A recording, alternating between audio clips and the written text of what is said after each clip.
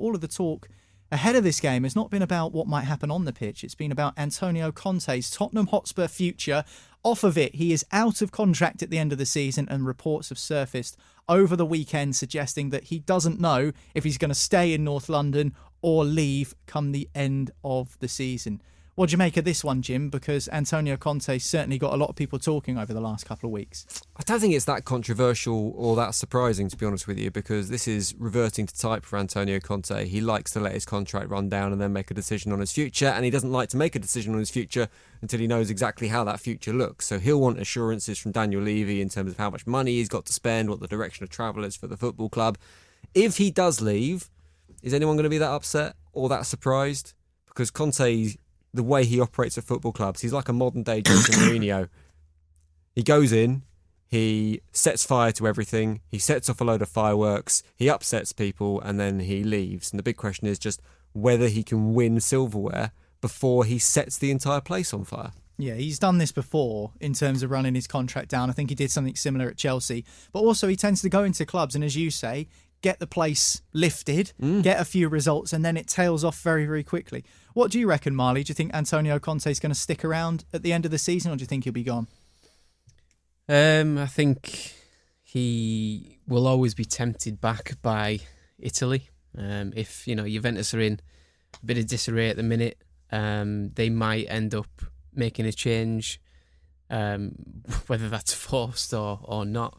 I think there's always that temptation. I think he's always, if you asked him what his perfect job would be, it wouldn't be in London, it wouldn't be in the Premier League. I think he would like to manage in Italy again.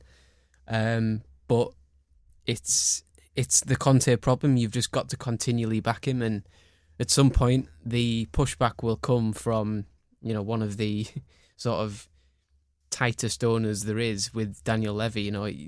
You could ask him to subsidise your parking, and he'd be like, "Well, how long are you here for?" What I mean? You can get away with that. It's only £2 if you go down the road.